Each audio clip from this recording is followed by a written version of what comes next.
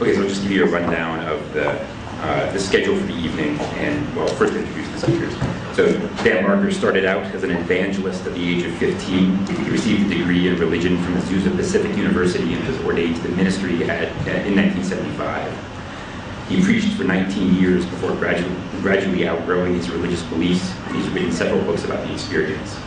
These include Godless, How an Evangelical Preacher Became One of America's Leading Atheists, and most recently, The Good Atheist, Living a Purpose-Filled Life Without God. He's now the co-president of the Freedom From Religion Foundation and co-hosts Free Thought Radio, a national weekly show on the Air America network. He also gives lectures and participates in debates around the country, and tonight he's excited to participate in his 97th annual debate. And Hamza Tzortzis is a public speaker on Islam, a researcher, a writer, and an activist. Hamza has debated various academics and intellectuals and delivers presentations on topics ranging from does God exist to can we live better lives without religion. Hamza was brought up in London and attended school and college in the area. He studied psychology at the University of Westminster and went on to study Western and Islamic philosophy. He is married with 2 children. So those are the debaters. The format of the debate will go like this. We'll have opening statements of 20 minutes each. Hamza will begin. Following the opening statements, we'll have a series of rebuttals sort of in reverse order. So Dan will begin with the rebuttals. First an 8-minute rebuttal, then a 5-minute rebuttal from each. And then we'll have 7-minute closing statements. After the closing statements, we'll pause so that people can leave if they want. You need to pause because the room is not convenient. So we'll pause for a few minutes while people leave. Those of you who want to stay for the question and answer period, we'll do question and answer until 10 o'clock. The way the question and answer period will work, you should all have an index card. Right? How many people lack index cards? Some. Do you want to pass them around?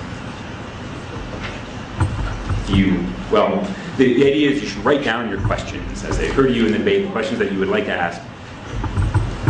When we pause after the closing statements, we'll pass the cards up and select some questions, as many as we can fit, before 10 o'clock. And we'll break up at 10. For the participants, we have this handy timed color-coded card system. Green means 1 minute remaining in your time. Yellow means 30 seconds remaining in your allotted time. Red means stop speaking as soon as possible. I'm colorblind.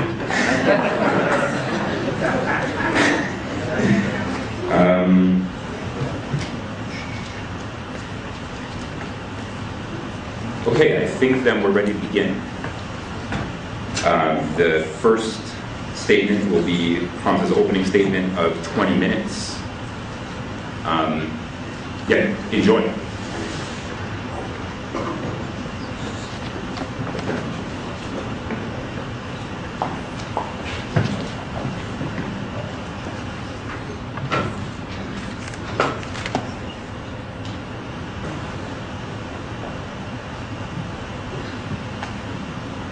إن الحمد لله والصلاة والسلام على رسول الله أما بعد رب اشرح لي صدري ويسر لي أمري وأحلل عقدة من لساني يفقهوا قولي. Brothers, sisters and friends, I greet you with the warmest Islamic greetings of peace. Assalamu alaikum wa rahmatullahi wa barakatuh. Which basically means may the peace and blessings of God be upon you all. First and foremost, I'd like to thank you for coming tonight to address a very important question. And I'm going to address this question by saying that Islam is more rational because it makes sense of the existence of God. Islam is more rational because it makes sense of the miraculous nature of the Quran, which is the book of the Muslim. Now, Islam makes sense of the existence of God because we have all asked the same questions. Why does something exist rather than nothing? Where did the universe come from? Now, in response to this question, some atheists have claimed the universe is a brute fact. It's eternal. It just is. However, to maintain such a proposition, I argue is untenable, because there are very good reasons that the universe was brought into being. In other words, it began to exist, its past is non-eternal, it is finite. Now, to substantiate this claim, we can bring to our discussion 2 points. Point number 1, the absurdity of an actual infinite history of past events for the universe, and number 2, Big Bang cosmology. Now, the universe must be finite because it is absurd to postulate that the universe has an actual infinite history of past events. Let's take the following example to illustrate this point. Now imagine I'm an American football player, and before I can pass the ball to one of my teammates, I have to ask permission from my coach. But he has to ask permission also. And if this goes on forever, will I ever pass the ball to my teammate? No, I wouldn't. And this highlights the absurdity of infinite regress of causes. And this applies to events too. Therefore, there cannot be an infinite history of past events to the universe. In light of this, the famous German mathematician David Hilbert, he said, "The infinite is nowhere to be found in reality. It neither exists in nature nor provides a legitimate basis for rational thought." Also, the universe must be finite because modern cosmology concludes that the universe is not infinitely extendable into the past. It must have had a beginning. Now, according to modern cosmologists, the hot standard model of the Big Bang is where physical time and space were created and matter and energy were created at a point which the cosmologists call singularity. And clarifying this, John Boslow, the author of Stephen Hawking's universe, he states, "It was not just matter that was created during the Big Bang, it was space and time that were created. So in the sense that time has a beginning, space also has a beginning."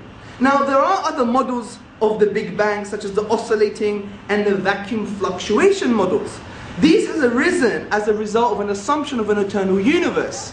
But modern cosmology has told us that there are principles within these models that necessitate a beginning to the universe. And some of these principles include the second law of thermodynamics, metastability, and acausal fine-tuning, something we could discuss if we get technical in the Q&A. Thus, the Big Bang model describes our universe as having a beginning a finite time ago. As Alexander Vilenkin, one of the world's leading theoretical cosmologists, says, "With the proof now in place, cosmologists can no longer hide behind the possibility of a past eternal universe. There is no escape, people." He didn't say people, I said people. They have to face the problem of a cosmic beginning. Now, in light of this, there are 3 possible explanations. Number 1, the universe came out of nothing. Number 2, the universe created itself. And number 3, the universe has a cause. Now, we know the universe couldn't have come out of nothing because, frankly, out of nothing, nothing comes. This is an undeniable philosophical principle. This is why the philosopher B.J. Swartz, in his publication about time, explains, "If there is anything we can find inconceivable, is that something could arise from nothing." We also know the universe couldn't have created itself because that would imply a paradox. Just imagine your mother giving birth to herself. I know it's messy, but it's an impossibility. Also, philosophically, it would imply that the universe existed and didn't exist at the same time. Therefore, the best explanation is that the universe has a cause. Now, this doesn't mean it's God. It doesn't mean it's Buddha, Allah, and it doesn't mean it's Dan Barker, right? It doesn't mean anything. What it means is that there's a cause. But upon conceptual analysis, which basically means let's think hard about this cause, let's think critically, using our rational faculties, we will come to some striking conclusions. Now, since this cause created the universe, which includes time and space, I would argue it must be one. Because if we follow Occam's razor, which enjoins us not to posit causes beyond necessity, and tells that this cause must be one. Also, it must be uncaused due to the absurdity of infinite regress of causes, as we discussed with the American football example. Also, this cause must be immaterial, which follows the Quranic paradigm of laysa kamithlihi shay. There is nothing like the Creator. He is transcendent. Because since this cause created time and space, it must therefore transcend time and space, which really means transcend the material world. It must be powerful, because it created the whole universe. It must be intelligent, as it created all the laws in the universe, and a lawgiver or lawmaker implies intelligence. Significantly, this cause must be able to have a relationship with the material world because it has a will. Now think about this. Since this cause is uncaused and therefore eternal, and it brought into existence a finite effect, it must have chosen the universe to come into existence, and a choice indicates a will, and a will indicates it can have a relationship with conscious beings within the universe. Now what we've done, just by reflecting upon reality, we've concluded what the Quran, which is the book of the Muslims, concluded 1400 years ago. As God says in the 112th chapter, say, He is God, the one, the only. God, the eternal, the absolute, He begets not, nor is He begotten, and there is nothing like unto Him. Now before I get to my second argument, that the Quran is a miraculous discourse, I really want to basically have a new conversation with you guys today. I want us to be in an emotional, intellectual space where we could connect with each other. So I want to deal with some, what I would argue, outdated atheist cliches concerning this argument, so hopefully we can move along positively. And contention number one is quantum physics undermines this argument, because there is a claim that particles come from nothing and that subatomic events do not correspond with causality. So things can begin to exist without the cause, and things can come out of nothing. Well, firstly, the quantum vacuum is not nothing. It is something. It is a sea of fluctuating energy. It has a rich structure and obeys the laws of the universe. Like philosopher of science John Polkinghorne, he states, it's not nothing. It's a structured and highly active entity. Also, there are deterministic perspectives adopted by physicists. For instance, the David Bohm interpretation being one of them. As Polkinghorne states, Bohm's theory, there are particles which are unproblematically objective and deterministic in their behavior. Contention number two. If the actual infinite is not real, then how can God be actually infinite? Well, listen to the argument. When we say the actual infinite is not real, we mean an actual infinite of discrete segments. The infinity of God is to be understood in terms of an undifferentiated infinite entity. Let me make this a bit more simple. The infinity of God is qualitative and not quantitative. It has nothing to do with an infinite set of definite and discrete finite particulars. Contention number three. Stephen Hawking, the renowned physicist, in his new book, The Grand Design, has shown, apparently, that the universe can self-create. It can come from nothing. Well, he states in his book, because there is a law like gravity, the universe can and will create itself from nothing. But first and foremost, if we read this book properly, his view of nothing doesn't mean nothing. It means the quantum vacuum. And we've already discussed that the quantum vacuum is something. It's a rich structure, it's a sea of fluctuating energy. Also, concerning the law of gravity, well, that's just a mathematical equation that describes nature. And it basically is the force of attraction between material objects. Now, if you're assuming that to be in place before the universe, but the universe has to be in place for gravity to be in place. So what Hawking is telling us, that the universe existed in order for it to bring itself into existence. But that's, again, like saying your mother gave birth to herself. It's a paradox. The final contention. The universe can't have a cause, because the universe is the beginning of time, and to claim such a thing would be tantamount to saying, what's north of the North Pole? Now, this firstly assumes that you need physical time for causality. This is not true. I would argue the claimant has to prove this. Take the Big Bang for example. The initial singularity of the Big Bang is not considered to be part of physical time, but constitutes a boundary to time. However, cosmologists say it's still causally connected to the universe. So what this shows is that even though physical time didn't exist at this point, there is still a causal connection with the universe. So by analogy, God's act of creation can be the same. In other words, it's prior causally, but not prior in time. Now, let me go straight to the second argument, which is Islam makes sense of the miraculous nature of the Quran. Now, first and foremost, let's define some things here. What do we mean by miraculous, by miracle? Now, the word miracle comes from the Latin word miraculum, meaning something wonderful. Now, The old ironclad definition of miracles, the David Hume definition if you like, was a violation of natural law. But I think this is incoherent, because what's a natural law? A natural law is just an inductive generalization of patterns we perceive in the universe. Now if something transcends the pattern or changes, doesn't mean it's a miracle. Maybe we haven't been looking hard enough. And this is why the philosopher Belinsky observes, so as long as natural laws are conceived of as universal inductive generalizations, the notion of a violation of a natural law is incoherent. So I would pose an Islamic philosophical point here. Islamic thinking states that a miracle is an act of impossibility.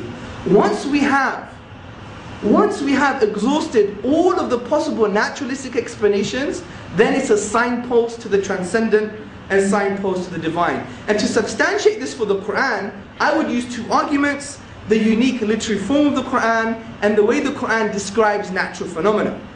Now, the Quran is a thinking book. It teaches us to think. For instance, it says, أَفَلَا تَعْقِلُونَ? In Arabic, meaning, do they not use their intellect? Do they not use their minds?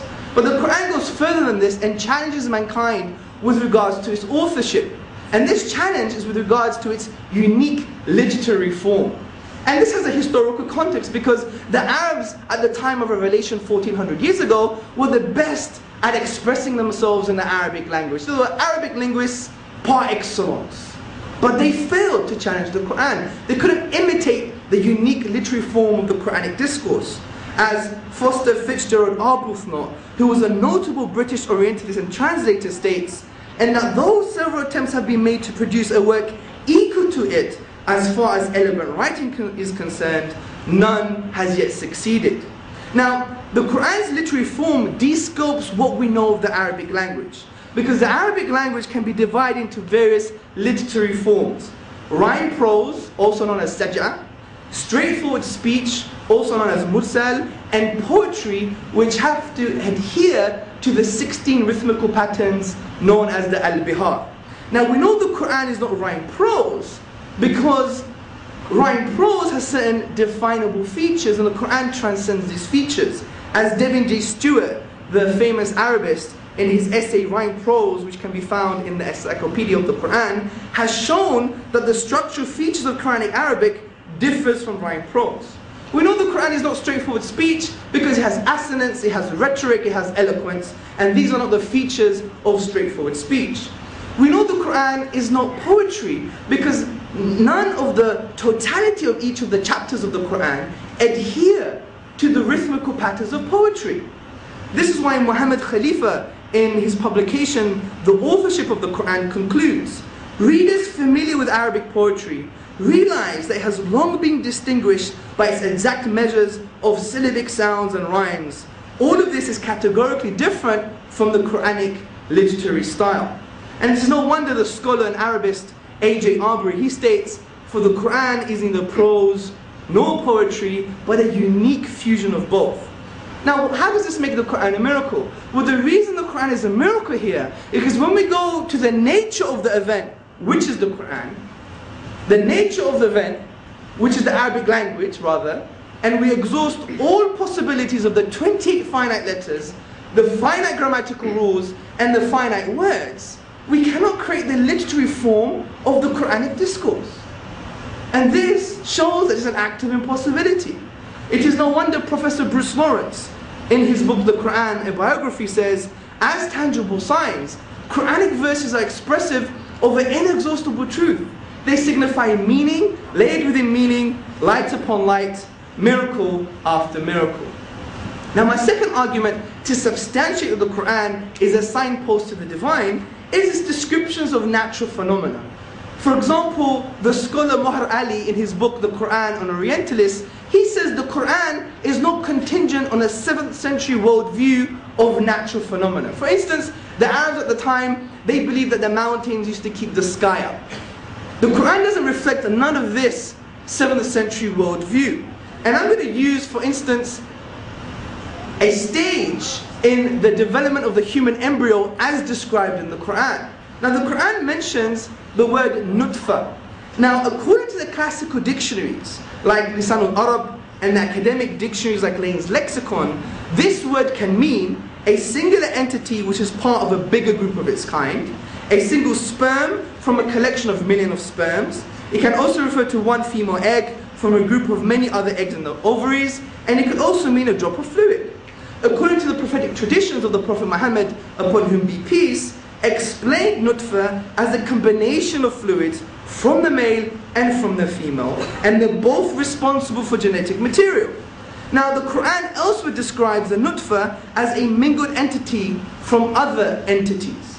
And think about this very carefully. All this multi-layered meaning of one concise word is in line with modern embryology and physiology. For instance, embryologists John Allen and Beverly Kramer in 2010, they state the human individual arises from the conjugation of two minute structures called cells, one from the mother and one from the father. These are called gametes. Together these gametes form a single cell, the zygote, from which the entire embryo, including its surrounding membranes, grows. Now how do we explain this, since the nature of embryological knowledge was based upon the works of Galen and Aristotle? And Galen and Aristotle, they had absurd views with regards to fertilization. Galen, for instance, said only the sperm has the faculties, meaning the sperm is responsible for the genetic material. We know this is false. Also, Aristotle had another absurd view. He said the sperm mixes with the menstrual blood. But the word for menstrual blood in Arabic is hayd. It's not nutfa. So the Quran actually goes against a 7th century worldview of describing natural phenomena. So where did he get this from? When we exhaust naturalistic explanations, he couldn't get it from Aristotle, he couldn't get it from Galen, he couldn't get it from Hippocrates, he couldn't get it from any of the medics at the time. Where did he get it from? This is an accumulative case to support that the Quran is from the divine. I would also like to add that this process also describes a physiological process. For instance, we know that these cell structures that form the zygote have to be contained in fluids. And we knew, as we just discussed, that the word nutfa actually also means fluid or a drop. Interestingly, sperm have to be contained in semen, and the ovum or the egg have to be contained in oviductal secretions. And this is recent findings in physiology, that the oviductal secretions support the process of fertilization. So again, we ask the question, how is this in line with modern science? This book should be a reflection of a 7th century worldview, but it's not. And we could give many more examples during the Q&A. I really want to entertain a positive discussion with you guys, inshallah, which means God willing. Now, just to end, I have one more minute. I'd like to say that, look, this is not just about intellectual gymnastics. This is about who we are as human beings. Especially you Americans, right? Always claim about freedom and the pursuit of happiness and liberty. Very important concepts. But I want to raise something here. How do we achieve true freedom? An American writer once wrote that being born is like being kidnapped and then sold to slavery. And that's so true, because we're just a reaction of a biological and social circumstance. You didn't choose where you were born. You didn't choose your parents. You didn't even choose your siblings. You didn't choose your DNA. You didn't choose the economic circumstances you were brought up in. You're shackled to these. So how do you attain true freedom? In Islamic spirituality, we say the way to free yourself from this social biological conditioning is actually to worship God. And by doing that, you free yourself from the slavery of your own desires and the slavery of the reaction to social biological processes. And hopefully we'll discuss this a little bit more in the Q&A and maybe transcend some of the intellectual gymnastics that I've been practicing so far. Thank you very much for listening.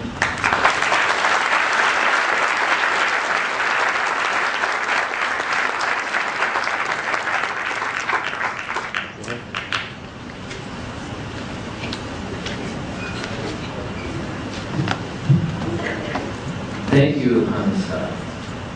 Like every other Muslim I know, you're a very kind and very articulate person, and obviously also very educated. It's a real pleasure to know you. And thank you, Ian, for moderating. Thank you, Cash. Thank you, Building Blocks, Chelsea, and Jeff. Thanks for all your work on this. I used to believe in God. I was a minister of the gospel for 19 years. When I was a kid, raised in a Christian family, I thought, how lucky was I? I was born in the right family, in the right religion, in the right country, in the right time of history. I felt like I was in the front lines for Jesus, and it felt so real, and I believed in it. I got goosebumps when I used to pray, and I used to feel the presence of God in my mind, and thinking all the while goosebumps were evidence of the Holy Spirit, when actually goosebumps are evidence of evolution. Did you know that? Why do we get goosebumps? Because our hairier ancestors used to fluff up their fur when they were cold or when they had to scare off a predator. Muslims say there is no God but Allah. And I have to say that I agree with the first 2/3 of that sentence.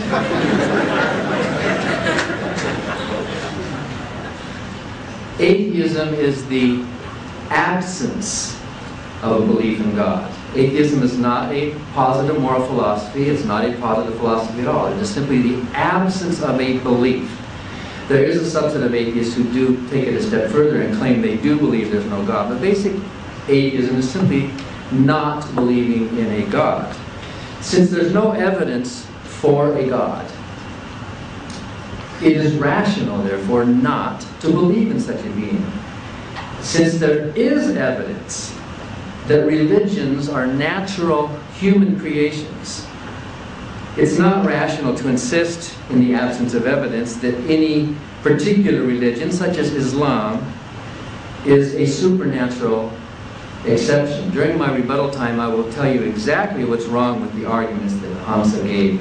He's well-meaning and he's articulate, but he's wrong. His arguments are stretches. But first I want to make my own case here.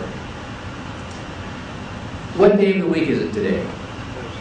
Thursday. What does Thursday mean? We have a day of the week devoted to a god named Thor. There were people all over the world, millions of people, good people, who were born into a religion of this sky god, thunder god named Thor, and they lived their lives worshiping this god, and they died worshiping that god. And that god was apparently influential enough that we have a day of the week, at least in many countries and many languages, named after that god. Who caused the thunder? Who caused the lightning? Who caused all those things to happen? Thor did, or Zeus did, or name your god. But now that we know more about weather, now that we know more about electricity, that gap is closed. That God is no longer necessary. That God is now just the name for a day of the week. Is there anybody in this room who worships the god Thor? Anybody? No? Anybody in this room worship the god Quetzalcoatl, the Mexican god? Anybody here? Millions of Mexicans, millions of Indians down there worship that god. No? Anybody here worship or believe in the goddess Diana? The huntress goddess of Greek? No? Nobody here? Millions of people believe in that god. Any people in this room worship the God of Abraham, as described in the Bible or in the Quran? Any people in this room? Oh, there you go, we've got some. Well, the only difference between you and me, then, is that I just believe in one less God than you do. You are atheistic when it comes to other gods. You are skeptical when it comes to Thor. You are probably a skeptic when it comes to the angel Moroni. In fact, there's historical evidence for the angel Moroni and Joseph Smith, much more recent than Muhammad. And I would like to ask Hamza if you believe in the existence of the angel Moroni. In fact, the Mormon church has some miracles. The Mormon religion has, how do you explain the existence of the Book of Mormon? It's unique literary style, you know, where it came from. Of course, there are natural explanations for the origins of these writings.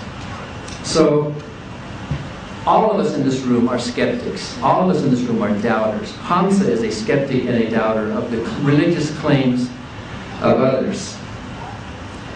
Islam, in its basic meaning, is submission. You submit to the authority. But how can that be rational? When rationality and reason require the free exercise of your mind. You can't be a rational agent as you are required to submit to some dogma, to some doctrine, to some religion. It is not rational to start off by saying that we must submit. Submitting is wrong. Submitting is slavery. Yes, Hamza is right. that we all come prepackaged with genetic predispositions, and much of our nature, at least 50% of it, I think, is predetermined, and we're stuck with it. But we have a frontal lobe. We do have the ability to transcend some of our nature. And this frontal lobe and the rational process that we all have rises above those instincts, rises above even the culture and the history of the religions that we were raised in. The reason I am an atheist is pretty simple. First of all, there's no evidence. If there were evidence, think about this. If there really were evidence, it would be on the table. It wouldn't be something as flimsy as the existence of the Quran and supposed miracles of the way the Quran is worded.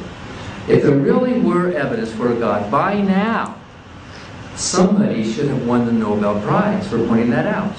Think about it. If there really were evidence, anyone, any scientist, any skeptic, any doubter, anybody would bring it forth and say, here we go. We have positive evidence for a God. I'm also an atheist because there's not even a coherent definition of a God. What is this God made of? How can a spiritual being exist? Sometimes the definitions that are given, I've debated other Muslim scholars. One of them said, God, Allah, is infinitely merciful.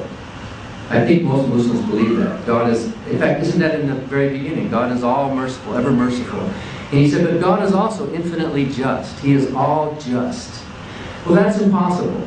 If you have a God that's defined as infinitely merciful and infinitely just, if that's your definition, that God does not exist because it cannot exist. What is mercy? Mercy is distributing punishment with a less degree of severity than is deserved. Mercy means that you let someone off with less punishment. What is justice? Justice means that people get punished with what they deserve. That's what justice is. You don't send a kid to jail for stealing cookies, right? You have a certain sentencing and punishment for a crime. So if Allah is infinitely merciful, think about this. If He's infinitely merciful, all merciful, ever merciful, then there's no need for hell. I can't go to hell if Allah is infinitely merciful, right? Because infinite mercy means no matter what the crime is, even disobeying Allah, even refusing to submit to Allah, is one of those things that would be covered by infinite mercy. Therefore, it is a contradiction in Islam to claim that Allah is infinitely and ever merciful, and yet there's still a hell to punish those of us who somehow escape that mercy. If God is infinitely just, then He can't be merciful. So if that's your definition of a God, that God cannot exist logically, rationally. Of course, different theologians and different religions have different definitions of a God, and they tinker with them. Even within Christianity, they have to tinker with omnipotence, omnipresence, omniscience to make, and with the problem of evil to try to make this God palatable to it. But if God is defined in mutually contradictory ways, then we can say not only is there no evidence for such a God, it'd be like arguing for the existence of a married bachelor. Can a married bachelor exist? No, it self-contradicts.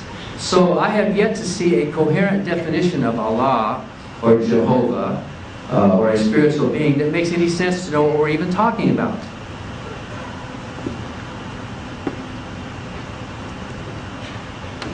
And of course, there's no good arguments for a God. This first cause argument that Hamza gave, I will talk about that during rebuttal time, is not a good argument. It's basically a God of the gaps argument, but it's even itself internally contradictory. There are other arguments that people have brought forth, ontological, design, teleological arguments, and all of them, as Bertrand Russell once said, they all boil down to bad grammar. The arguments for God just don't hold water. If you look at them, if you scratch beneath the surface and look at them and unpack the words, they fall apart logically. And there's no agreement. If Muslims could agree with each other, and they don't. I've even heard Hamza say that there are different interpretations of the Quran, and different scholars differ on this. Well, if the Quran is such a perfect book, why are there differing interpretations? Why are there disagreements? Why are there factions? And within Christianity, why are all these different groups arguing over the same so-called Holy Scripture? I used to preach the Bible was inspired.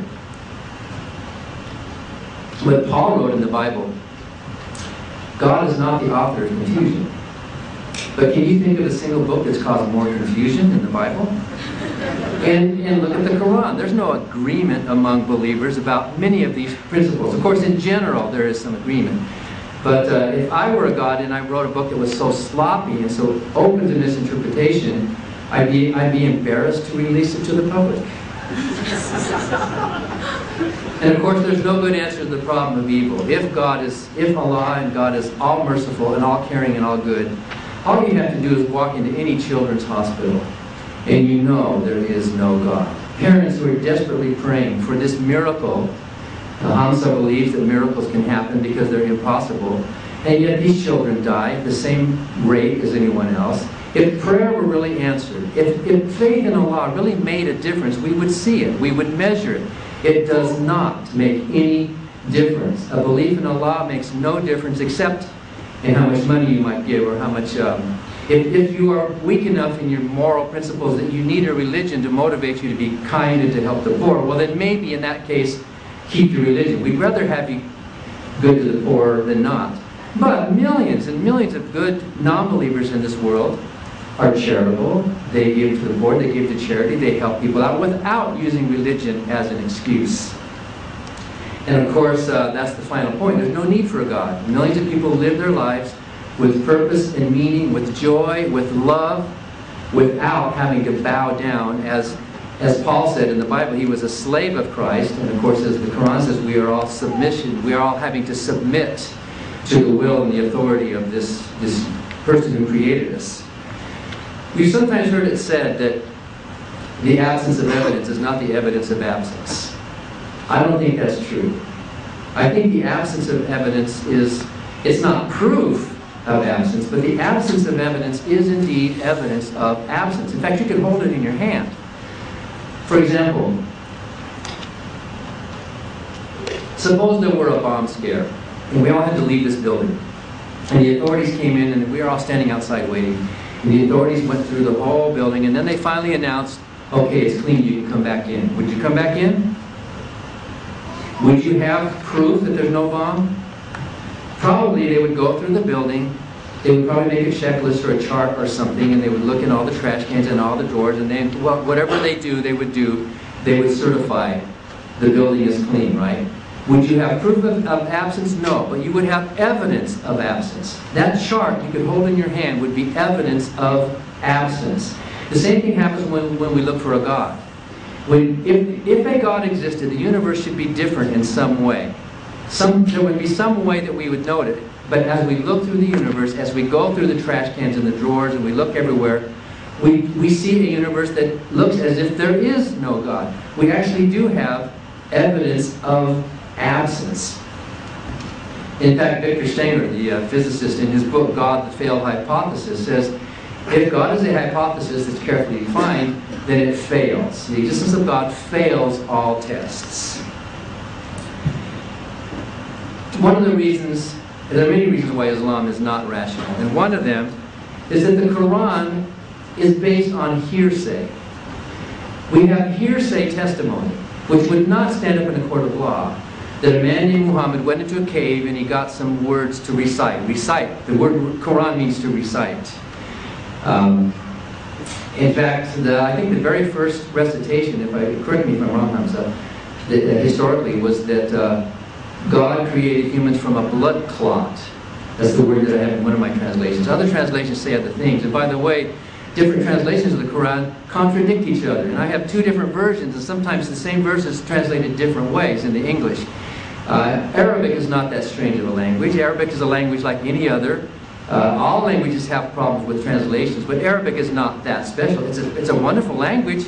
It's unique, but all languages are unique. When you translate from Spanish or when you translate from Greek, when you translate from Arabic, you're going to have some problems. But if there is an all-knowing, all-caring God who cares about this message getting to us, then why wouldn't He make it so that the translations would be understandable to all of us? What we do know about the Quran is that it was written by human beings. And what we do know from history is that human beings make mistakes. Whoever put that book together was a human being. Was it Abu Bakr who gave the canon, the original canon for the Quran? Was just a guy. Why do we take his word? Why do we think his word is special? He's just a guy, just like the people who wrote the New Testament. They had a religious agenda, and everyone claims the New Testament has these irreproducible miracles too. The Book of Mormon has these miracles, and look at all those things. They're just people. They're just human beings. I think Hamza agrees with me that someone like Joseph Smith, although he claims to be inspired, he claimed to have found in this hole in the ground these golden tablets, he was just a human being who exaggerated. He made mistakes. He was wrong. He misinterpreted. The people who put the Quran together were human beings. Human beings make mistakes. They made a mistake with the Quran. The Quran has verses that are contradictory within it. It can't be a perfect book if it has verses that contradict each other. One example, there is a surah that says that hell is eternal. Hell lasts forever. But I read another surah, if I can find it, if you want me to look it up for you, that says, no, hell doesn't last forever. It lasts as long as the earth lasts. So there's a contradiction. A perfect being who was writing a perfect book would not have put verses in there which contradict each other. And that's just one example.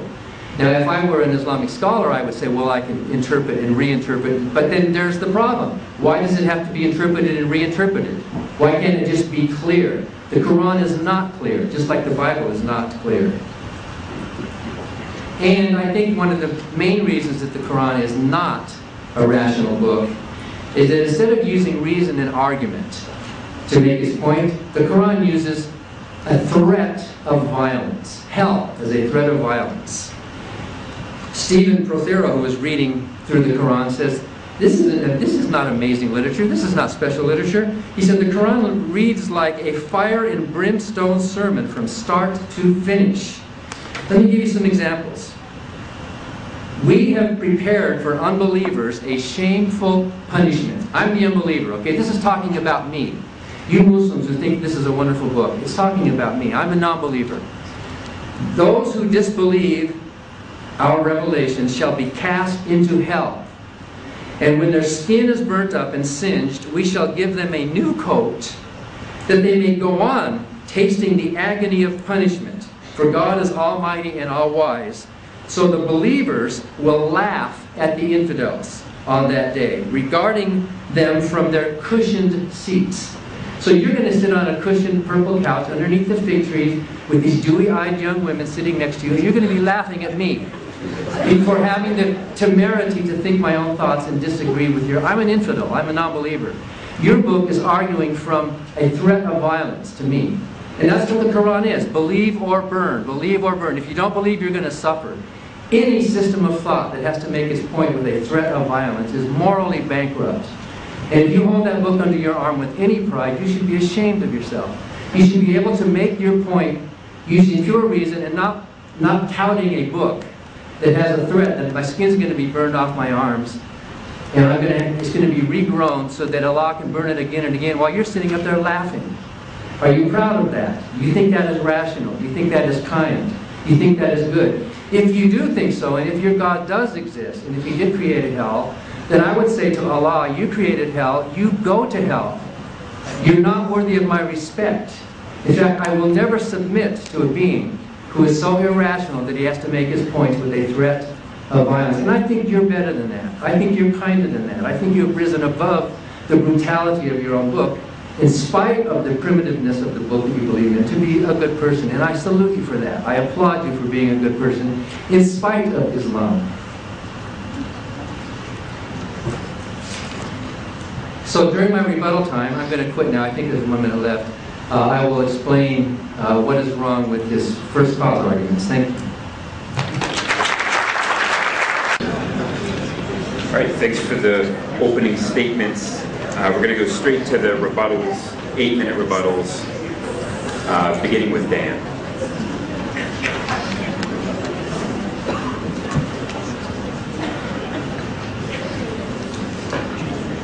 Yeah, just look at these over real fast.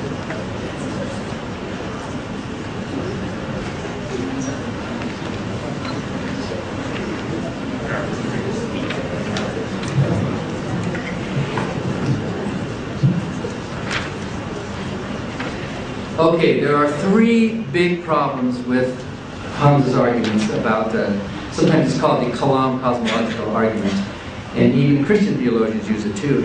And Hamza already alluded to a couple of the problems, although his defense against them were not good. First of all, this argument begs the question, because it makes an assumption. The universe began to exist. And so things that have a beginning have a cause, is basically what he's saying. Anything that has a beginning has a cause. Why does that beg the question? Because the existence of a beginningless thing or personality is the very conclusion you are arguing for in your argument. Allah is a beginningless thing. But you are assuming in your very initial premise that the universe can be divided up into two different sets. A set of things that begin to exist and a set of things that don't begin to exist. And yet you offer only one possibility to fill the definition of things that don't begin to exist, which is God, which is Allah. If Allah is the only thing, or if a creative being, internal transcendent being, is the only thing that fits that bill, then you have effectively begged the question by saying everything that begins to exist translates to everything except God. So your first premise is saying everything except God needs a cause, which begs the question. It's circular reasoning. You're bringing your conclusion into your premise. You can't do that logically. You can get out of that. There are ways for you to avoid begging the question by either defining conceptually or potentially some kind of an item other than God that does not begin to exist, in which case your phrase would be meaningful, it would be coherent. If we all understood, and none of us have experience of anything that doesn't begin to exist, how could we? In the universe we live in, we can't point to anything that doesn't begin to exist in time because we live in a temporal universe. So right there from the start, you are kind of secretly packaging your conclusion into your premise by assuming the very thing you're trying to prove. You've already pointed out that the argument is self-refuting, although you think you had a response to it. When you say that an actual infinity cannot exist in reality, or who did you quote saying the infinite is nowhere to be found in reality, but you say that God is some kind of a different kind of infinity. He's not a discrete infinity. But let me ask you this. The person who's going to make the football pass has to get permission from the coach, who has to get permission from somebody. If there is a God, if Allah exists, and Allah somehow, either in or out of time, let's assume it makes sense to talk about causality outside of time. I don't think it does, but let's just assume that it does. Because how do you know what, if without temporal antecedents, how do you know what came first? That's how we know how causality works, is because of time. We don't look at an effect and then think the cause happened later. That's how we know what the very word causality means. But let's just assume that in some strange way, because of our limited minds, there is this being up there outside of time who can function in a causal way. Before Allah created the universe, in your interpretation, He must have had some thoughts.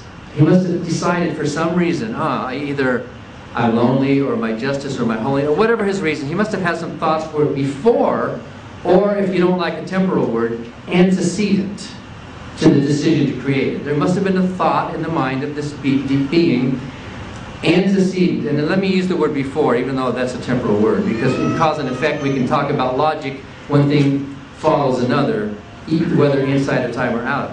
And so, before or antecedent to that thought, Allah must have had a preceding thought. And before or antecedent to that thought, Allah must have had a preceding thought. And according to you, these are thoughts in the mind of a being. According to you, there cannot exist an infinite regression into a timeless non-beginning in reality. Therefore, in the mind of Allah, there must have been a first thought. If an actual infinity cannot exist in reality, we're not talking about discreteness, we're not talking about numbers, we're not talking about where does the set of negative numbers begin. And even you are correct to point out that we can't find that within reality. If we can't find that within reality, then neither can we find that within the mind of a God. A God would be subject to the same limitations that you think the universe is subject to. If the universe cannot come from nothing, then neither can God come from nothing. If God exists, if Allah exists, He is a thing, He's something, right? He's not nothing. If nothing comes from nothing, then Allah can't come from nothing. Allah had to have a creator as well. And if you posit, therefore, the existence of a being or an entity that is eternal, then how can you fault scientists for hypothesizing that the universe itself is eternal, could be eternal? Where did I do my work? When you're talking on the clock, you know, your mouth doesn't lubricate like normal. So. I won't say thank God, I'll say thank Jeff for the work. We should give thanks where thanks is due, not to some imaginary being. But another problem with this argument is that it's comparing apples and oranges. And I'm surprised that Hamza doesn't see this. The word universe these days refers to our particular universe that we're in now. Cosmologists don't use the word universe anymore. In fact, I don't think any cosmologists think it was a singularity anymore. You're reading science books from 20 years ago, I think. Hawkins has given up on the word singularity. No one thinks the Big Bang started with a singularity. Now, of course, most people think that we're at that minimum, that Planck distance, or whatever they call it, the Planck constant minimum. And in Dick Stenger's books, he talks about the possibility of a biverse, where time flows, and that point was really a point where time is flowing in opposite directions. But in any event, the confusion you're making here is you're confusing logical spheres. When Bertrand Russell was debating Copplestone back in the 40s, asking about the word universe, Bertrand Russell said, well, the word universe, today he would use the word cosmos, because of the possibility of multiple universes. In fact, Hawking and even Paul Davies now are all on board with the high likelihood of there being a multiverse, in which case our particular universe that did begin with the Big Bang is just one of many. It's not the cosmos. So the problem you're making is that, the mistake you're making, Hamza, is to confuse the word universe with cosmos. So yes, our particular universe did have a beginning in space and time, space-time, and like you say, it could be like a point of the North Pole. What's north of the North Pole? Well, the North Pole is just a point like any other. So it wasn't like there was the beginning of time where the clock started ticking. So you're comparing apples and oranges. Even if our particular universe did have a beginning, that beginning doesn't apply to the cosmos itself.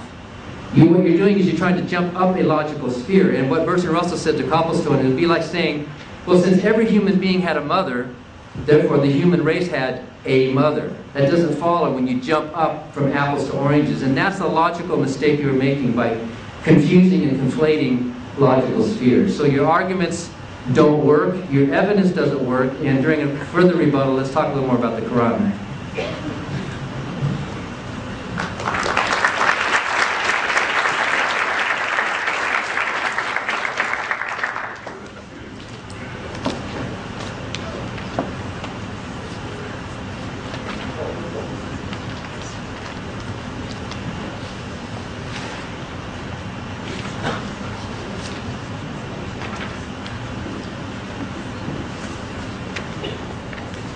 Okay, thank you very much. I thought that was a very interesting, emotional sermon towards the end. I almost felt like crying. I was feeling sorry for Dan Barker. I thought you were just about to cry. I was going to come and give you a big hug, you know? Because I thought you were so upset about your outdated cliches about religion, about the concept of hell. I mean, it's quite interesting that it's just like typical atheists, not to be stereotypical, of course, is that we fail to read about people. We fail to really want to connect with other human beings. When was the last time have we read an exegesis of the Quran, for example? When was the last time that we read what is Islamic law in the eyes of a Muslim? Do we do that? Or do we go straight to the shelf and say, what does Robert Spencer have to say? The guy who hates Islam. What does that say about our intentions? Do we have an emotional, intellectual atmosphere where we are listening with the intent to understand, or are we manufacturing a response? Something to think about. Okay, let's talk about Dan Barker's claims. First and foremost, you talk about God of the gaps. It's not God of the gaps. We don't say we don't know, then we just squeeze God in there. We actually reflect upon reality, the universe, we come to certain conclusions, we come to certain attributes, and then we see that there's a correlation between our view and what reality has told us. That's not God of the gaps at all. God of the gaps would be, I don't know, therefore God did it. So I think that's an outdated atheist cliche. Also, you're saying submission to God is not rational. Well, you said this about grammar. Let's change the definition here. Well, you could submit to yourself, submit to social conditioning, or submit to a higher rational being. What sounds more rational, people? To submit to a higher rational being. If you know that rational being exists and you have evidence for that. So you could play with words and we could preach. I mean, I think your preachiness has carried with yourself in your atheistic age.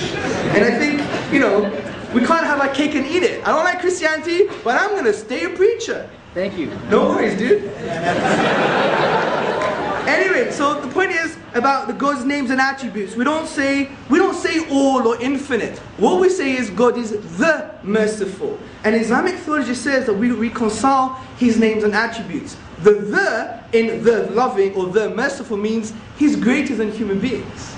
And then when we look at all His names and attributes, we see them via His oneness and we reconcile them together. We don't say He's infinite this, infinite that, infinite this. No, Islamic theology says He's the merciful, the just, and we take these names and attributes and we reconcile them together, for instance. Also, you talk about difference of opinion. Well, that's going to happen when you have human agency anyway. You have that with anything. And we consider difference of opinion in the Islamic tradition as a mercy. Imagine everyone being the same. Imagine everyone looking the same and acting the same. I mean, what's with that? That's boring, right? Yeah? We're not boring people, Muslims, you know? Also, you talked about the Quran is based on hearsay and testimony. I mean, surely, I don't believe you said that. I was so upset. I thought you were a clever guy. I mean, when we look at the science of textual integrity of the Quran, we see that the historical scientific principles applied to the textual integrity of the Quran surpass any known Western type of history. For example, we have a philosophy of the matan, which is the text itself, and the isnad, which is a chain of narration. And each person in the chain of narration has a biography. Was he trustworthy? Did they meet each other? So the sciences of textual authority in the Quran are extremely, extremely sound. But significantly, what I'd like to add is the main part of the preservation of the Quran is based on oral tradition. An oral tradition. And it's not just Chinese whispers, because it's based upon something in Arabic called mutawatir reporting, which is recurrent testimony. Now, recurrent testimony, as C.A. Cody in his book Testimony says, many things that we believe in is because of testimony. You probably believe China exists because of testimony. Many of us have never been to China before, but yet we believe China exists.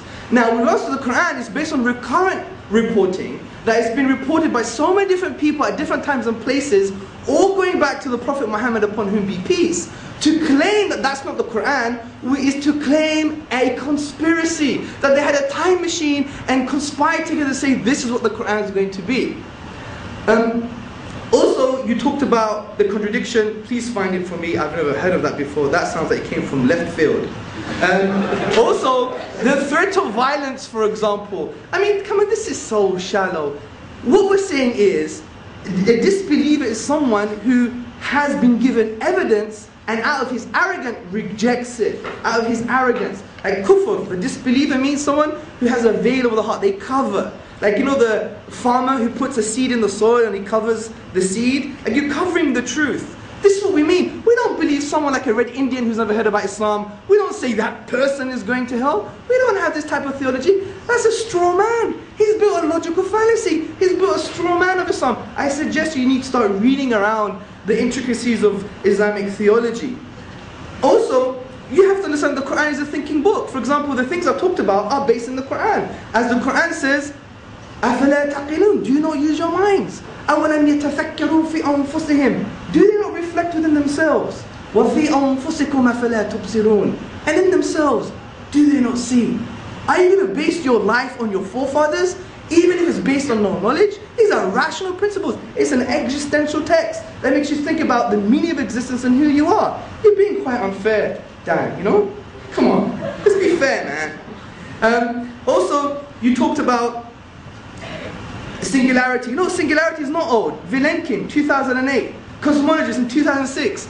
Even recently, cosmologists are understanding the concept of singularity. It's not old stuff. I mean, you could talk about Stephen Hawking all you like, but it doesn't mean he's right just because he's Stephen Hawking. I mean, that's an argument of authority, right? You're standing on the shoulders of giants. Also, you talked also about that why isn't everyone a Muslim? Or why isn't the evidence on the table? That's again a logical fallacy. You're standing on the shoulders of giants. Because people don't do it. It's like the fallacy of social reasoning. Like, just because the majority of people don't believe in it, therefore I shouldn't believe in it. I mean, is that critical thinking? I mean, that's like Nazi Germany to me. Everyone wants to kill a Jew, maybe I should kill a Jew too. Yeah? I mean, come on, is that right behavior? Damn, surely not. Also, you spoke about apples and oranges. Again, you have a grammar problem. No, I see the universe as an object because it has a spatial temporal boundary. I'm not saying it's a category of things. So I don't think your argument here works. And also, you think that we have a special pleading to God with this argument. But since the atheist has always maintained the same about the universe, as beginning and uncaused, then you do the same thing. I mean, interestingly, Professor Anthony Flew said that we need to make a choice. Either the universe is uncaused, or the cause of the universe is uncaused. And I think in light of tonight's evidence, we know that the universe is caused, and the cause of the universe is uncaused. Also, you talked about, well, then who caused God? Well, the thing is, God never came into being. Rather, we know we have evidence the universe came into being. And finally, you spoke about God's thoughts, but we say that that's a fallacy, it's a straw man argument with regards to who God is. We say that his intentions, if you want to put them even to that kind of words, are eternal. And there's a difference here. There's not like a discrete, finite kind of process going on that you could claim that the actual infinity doesn't make sense with regards to God itself, which I discussed in the initial part of my presentation. But more of that in the next part of the rebuttals. Thank you.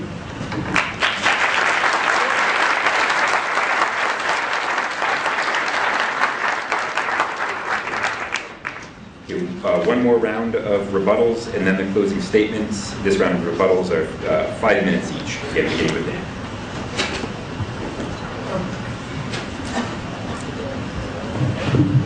So, did Allah create the universe and say, oh look, I created the universe, now I better decide to create the universe? Did it happen that way? Doesn't deciding come before or antecedent to action? In the mind of a deity, in the mind of Allah, a decision precedes an action. Therefore, in the mind of Allah, according to you, there's an infinite series of preceding decisions. I do read the Quran for myself. I didn't consult a lot of these authorities who, in fact, if you do consult authorities, they disagree with each other a lot. And you all know that within Islam, there's arguments, there's disagreements, and that's wonderful. But that strikes against the uniformity of the teaching of this book. I read the Quran for myself. I've read 2 different English translations myself, with my own mind, with my open mind and an open heart, and I reject it on rational grounds. It is irrational, it is insulting, we can do better. Read Shakespeare. Shakespeare can't be reproduced by anybody. Read Moby Dick. Read some other wonderful works of literature. The Quran is amazing, but it's so repetitive. How many of you read it? It's so repetitive, over and over, and hell and believers and this, and it's obviously it's not poetry, because who would ever set that to music? But let me read to you here. Here's 4, Surah number 493. Anyone who kills a believer intentionally will be cast into hell to abide there forever and suffer God's anger and damnation. Forever. Hell is forever. But, Surah 11. And I didn't get this from a book. I just got this from reading myself. And those who are doomed will be in hell. For them will be sighing and sobbing, where they will dwell so long as heaven and earth endure. So the punishment in one surah says they suffer in a hell forever. The verse in another surah, which you're asking me to read with an open mind, contradicts this surah. When I was a Christian apologist, I would have been real good at finding some rationalization. But the plain words of the text here show me that this book is contradictory. So please don't accuse me of special pleading or of looking up somebody else's. This is from my own reading. The Quran does not surpass science. Why didn't Muhammad tell us, or why didn't Allah tell Muhammad something about, why didn't he say, by the way folks, wash your hands before you eat? Why didn't he tell us about the germ theory of disease or something? Why did he come up with these basic kind of rough ideas? And even in the Bible you can find supposed answers to prophecy that if you interpret them a certain way, more or less comport with what we think we know about cosmology or about science today, but there's so much more useful that the Quran could have said to us, that Allah could have said to us, which would have been much more important than bow down and submit, and make sure you're pointing in the right direction, because the direction is important. And by the way, that makes Islam a kind of flat earth idea. Why is it important to point to Mecca?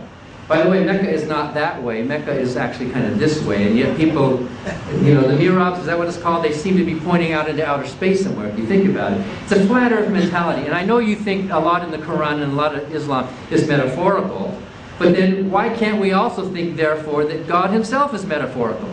If there is metaphor with hell and heaven and language use, then why can't we think that Allah himself is also a metaphor that Muhammad came up with? You say that the authority of the Quran is based on testimony that has a link. We don't know that. You're taking somebody's word for that. Nobody was there in the cave with Muhammad. He came out and told us what he said. Nobody was there to hear it except Muhammad. So we're taking Muhammad's word, just like you would take Joseph Smith's word that he saw the angel Moroni, whom I'm sure you doubt exists. I doubt that Muhammad actually heard a voice unless he was schizophrenic in some way, which happens with a lot of religious leaders. I doubt that that actually happened. Yes, conspiracies happen. All religions are a conspiracy in some way or another. The people are conspiring to put their best faith on it. The origin of the Quran is not that special. And by the way, you're wrong to say that the universe is an object. If you're talking about our particular event horizon of the universe we live in right now, this universe, yes, it had a beginning, it has an unbounded infinity to it. But the word universe, as you're using it, means cosmos. Cosmos is the collection of set of all things. The cosmos is all things that exist. Therefore, the cosmos cannot be a thing. The cosmos is a set of things. So you're comparing apples and oranges. Your logic is irrational.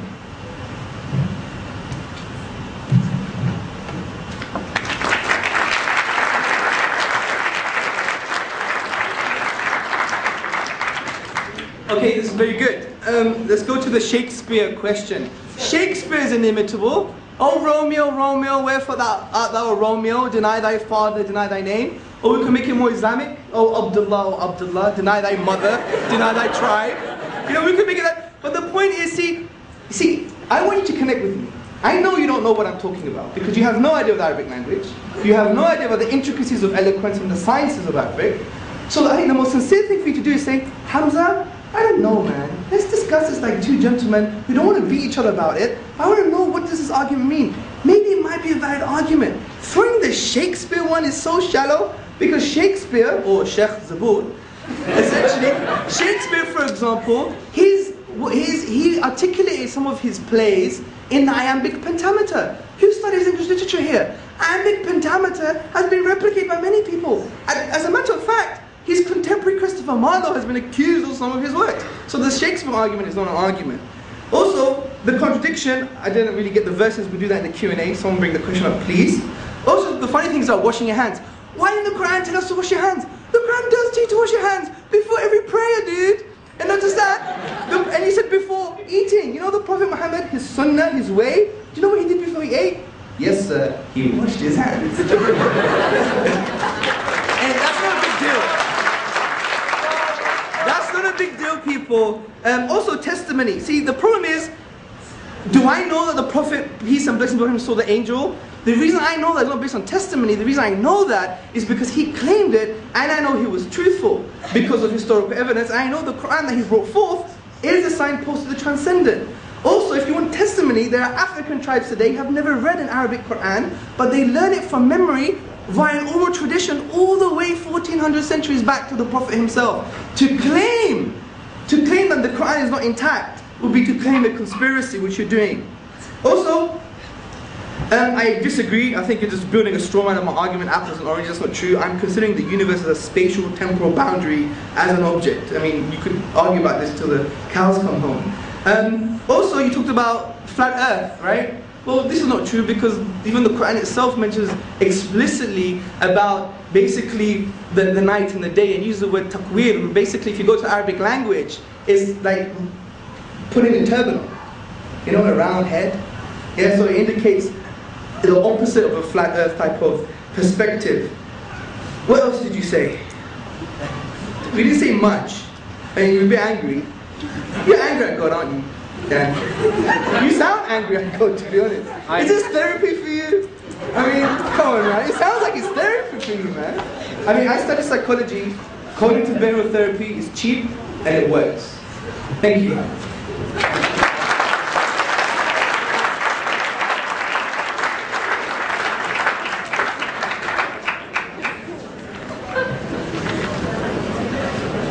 All right, 7 minutes of closing statements, beginning with that.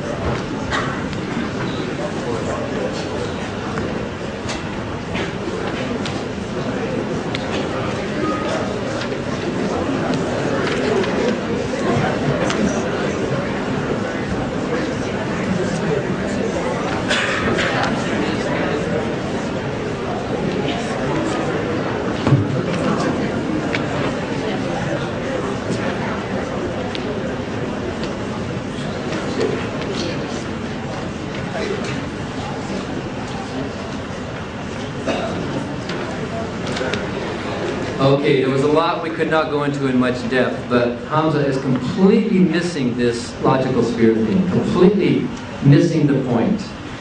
Cosmologists today admit that this universe that we live in, and decades ago nobody would even use the phrase this universe. In Bertrand Russell's day, the word universe meant all of existence, everything.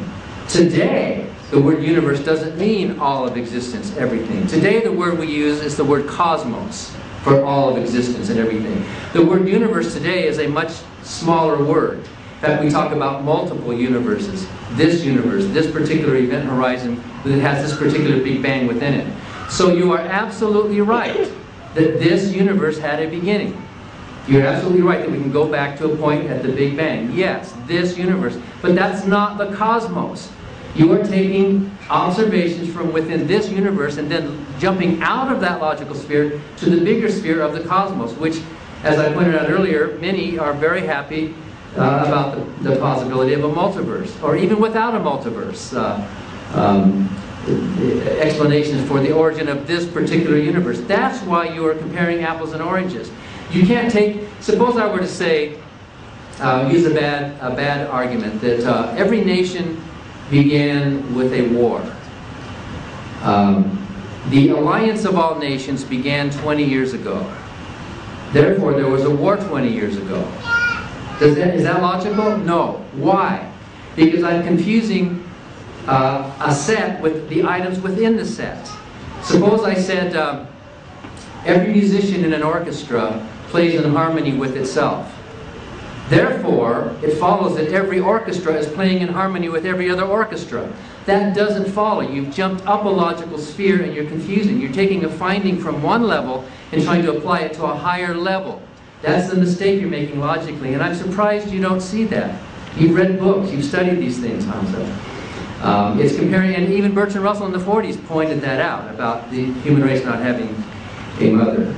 Okay, so we are all human beings. Right? We're all biological animals. Any of us could breed with each other. We all come from a common ancestor somewhere back there. We all have common needs and wants. I'm not ashamed of being a preacher. I think being a preacher is fine. And actually is kind of good therapy, yes.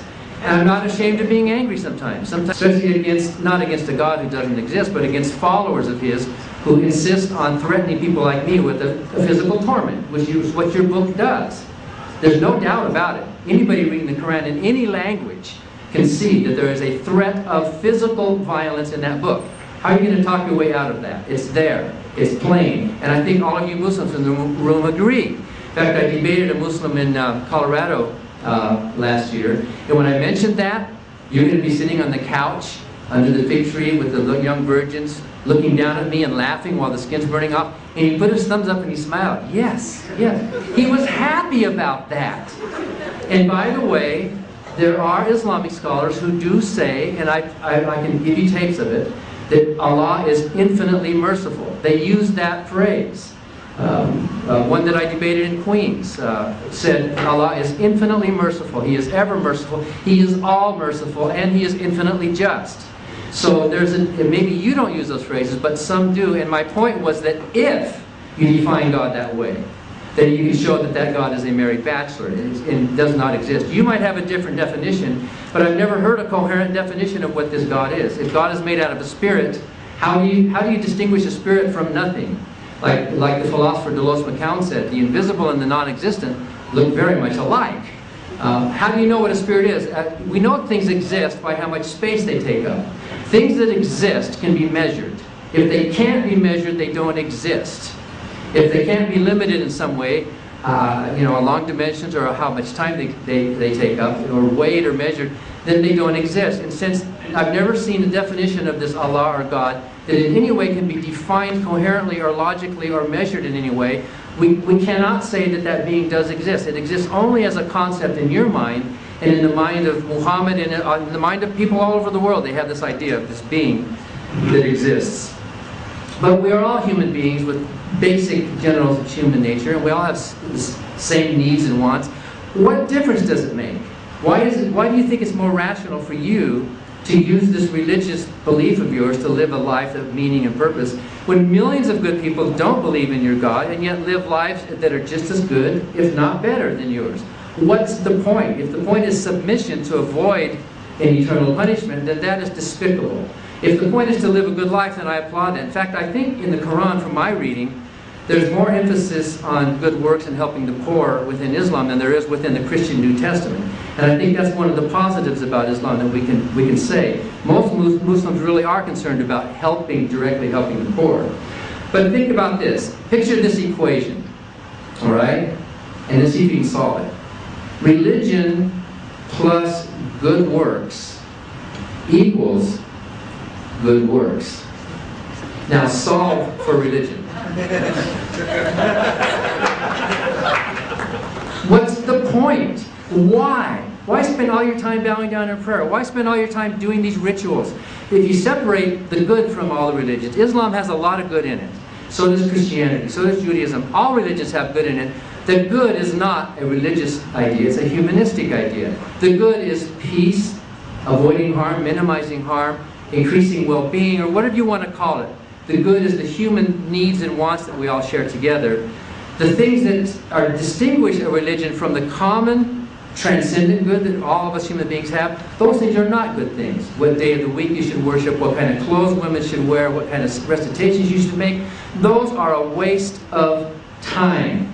It's more rational to spend your time and your energy doing actual good rather than investing in a divisive, irrational religion.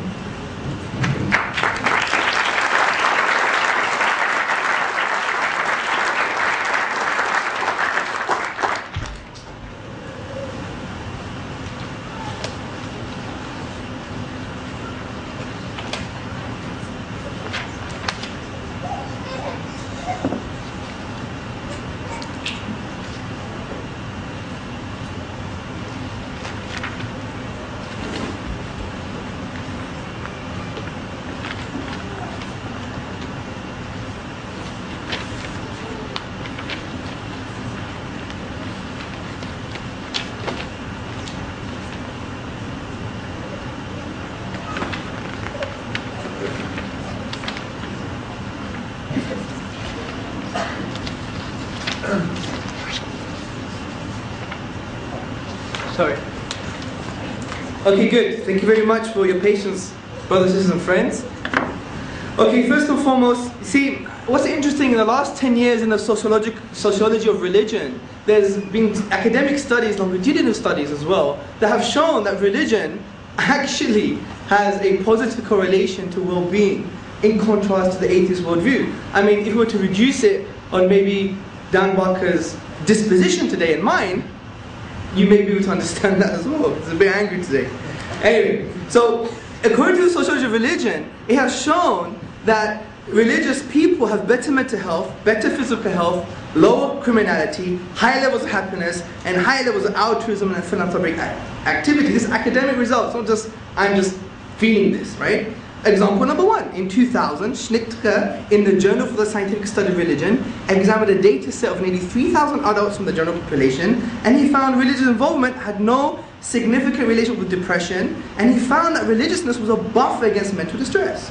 Also in the Handbook of Religion and Health, edited by Harold Koenig and others, the authors reviewed 2,000 published experiments, and they found that young people have significantly lower levels of drug and alcohol abuse, criminal delinquency, and attempted suicide. Happiness. The Gallup survey on religion in America concluded that people who agree with God, that agree that God is very important in their lives, are twice as likely to report being very happy, in contrast to an atheist. So God makes you happy, man. So be happy, people. Yeah.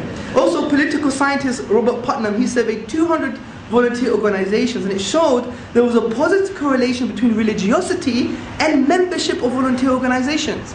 Take the Index of Global Philanthropy in 2007. It states, which you don't state, religious people are more charitable than non-religious, not only given to their own congregations, but also regardless of income and other demographic variables. So, I think it's another outdated cliche from the atheist. Again, with your apples and oranges, again, I'm saying to you, I'm treating the universe as an object, has a spatial, temporal boundary like we've discussed. We could argue this again until the cows come home. Then you mentioned maybe something like a multiverse. Look, philosophically the multiverse for me doesn't make sense for about 7 reasons. Number 1, the multiverse remains a hypothesis and is very highly speculative, okay? It's a highly speculative mathematical exercise. 2, I would say it's immature and it's a speculative theory raising a lot of difficulties. 3, if we consult Occam's razor, multiverse, bloated universe, single God, bloated universe, single God. What's the most comprehensive and simple explanation here? Also, spontaneous quantum fluctuations create more questions than it answers. How can a spontaneous quantum fluctuation create a universe? That's the question that you have to understand. It lacks rational force. Also, the universe, the multiverse itself is described by specific physical laws. These laws themselves include constants and boundary conditions, which have to be fine-tuned in the first place. So I think the multiverse argument is a non-argument. It's just basically an atheist wanting to push God out of the question all the time. Also, I want to finally end with one argument I didn't address, which was the problem of evil. The big atheist argument. You should spend 20 minutes on that. I think that's a strong argument. And basically, the problem of evil is saying that God is all good and He's all powerful, but there's a lot of evil, gratuitous evil, therefore He can't exist. But I think there are some assumptions here. First and foremost, it assumes that God is just good and just omnipotent. He's just all powerful. But in Islamic theology, we have 99 names and attributes of God that we can reconcile with reality. One of these include He's the wise. So there's wisdom behind these things. Now you may say, but I can't see the wisdom in the baby having cancer. That's fair enough. And we feel for this as well. But the issue is, it doesn't mean the wisdom's not there. That's an argument from ignorance. It's a logical fallacy. Argumentum ad ignoration. Also, it assumes that God doesn't have any morally justified reasons to permit evil in the first place. And I think He does. First and foremost, our primary purpose is not to have a party. It's not to boogie, okay? That's not our primary purpose. Our primary purpose is to basically know and worship God. That's the reality of who we are. Also, God created us for a test, and part of this test is to be tested with suffering and evils. The Quran says, the one who created death and life. So He may put you to test to find which of you is best in deeds. He's the Almighty, the All-Forgiving. Also, God has given us free will, and this makes sense of personal human evil. Because if you didn't have free will, then it's like God making you do good all the time. If you made a universe that all human beings were always doing good, therefore there is no morality anymore, because it's like someone forcing you to do good all the time, which doesn't make sense of you being a moral agent in the first place. But I think the undercutting defeater to the problem of evil is actually, what do you mean by evil? Do you mean it's objective? It's real? If that's the case, then it necessitates God's existence. Because God is the only metaphysical grounding that makes objective values objective. Because God is the conceptual anchor that transcends human subjectivity. So for you to claim that there's objective evil, it necessitates God's existence.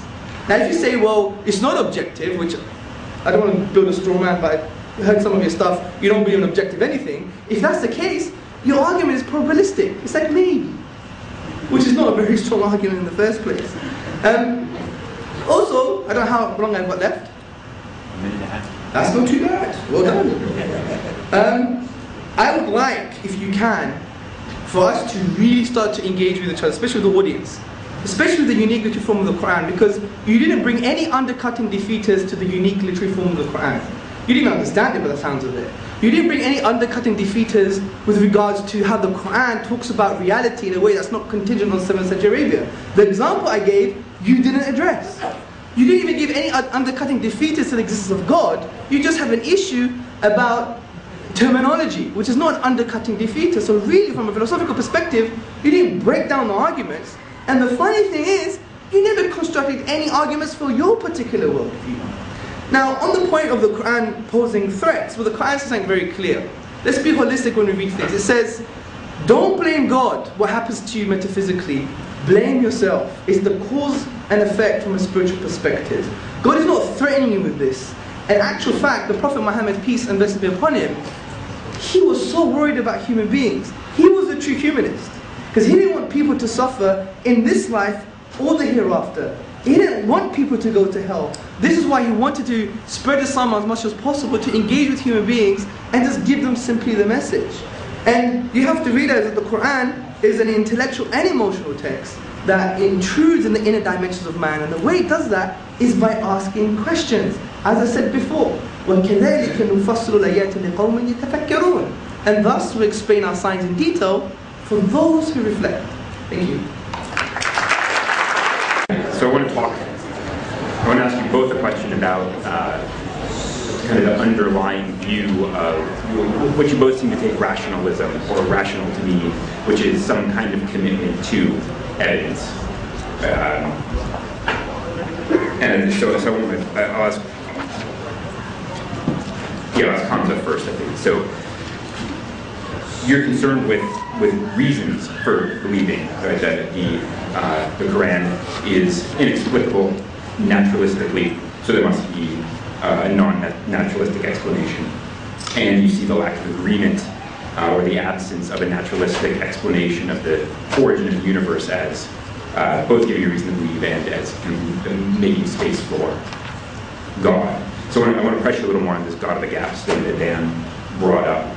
I want to know how you would react if, over the next 5 years, the community of astronomers and cosmologists all reached consensus on a naturalistic explanation of the origin of the universe. They thought they all agreed had a good case for just natural causes explaining the origin of the universe. I just wonder which goes. Does the commitment to reason or naturalistic explanations go, or does your faith go? This is a very good question, because it intrudes in the inner dimension of my own personal environment. And this is very good. This is the kind of question that we should be asking each other, right? See, I think in Islamic theology there's no differentiation between faith and reason. The word iman, which means faith, actually comes from the word to feel secure. And to feel secure with belief, to have a yaqeen, a certainty of something. So in our belief, we believe our belief must be based on a formal certainty. Now, that doesn't mean now you define rationalism as scientism. There's a difference here. You don't believe in a very kind of logical, positivist, 1960s outdated view on everything must be verified. We don't have that. We take rationalism to mean something else. And the reason we reject scientism, not science itself, but just scientism is the only way to form conclusions about life, is because, well, firstly, it's self-refuting, because the statement itself that scientism is the only way to form conclusions about life can't be proven using science. Yeah? Also, science can't prove logical truths, necessary truths like mathematics. 1 + 1 is equal to 2.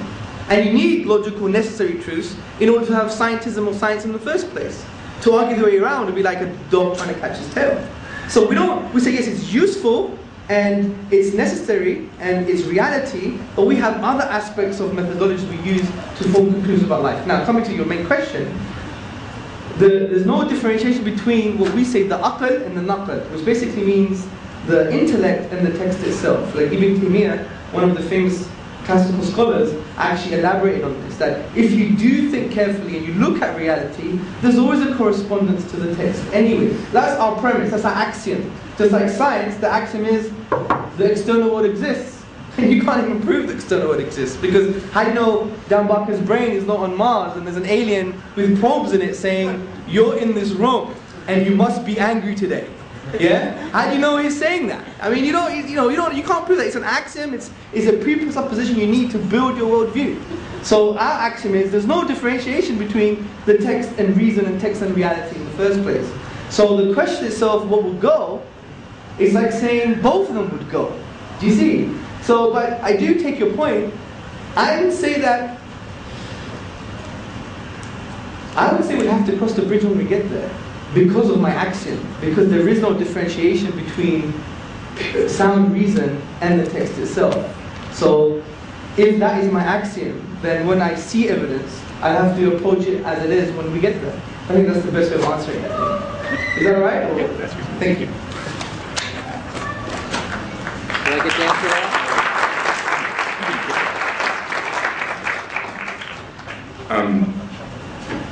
And I want to ask a similarly spirited question of Dan. So you also are concerned with being responsive to natural evidence, and the total absence of natural evidence is your main reason for saying rejecting belief in God is rational.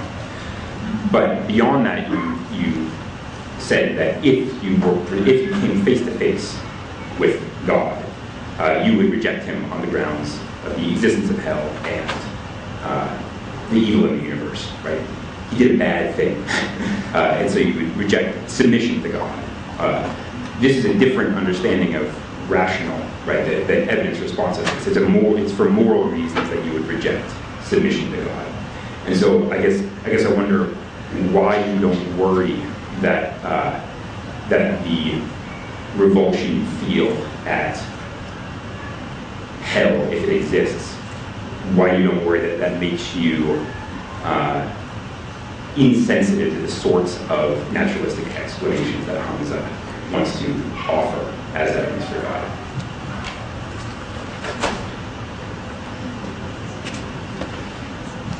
Yeah, I don't think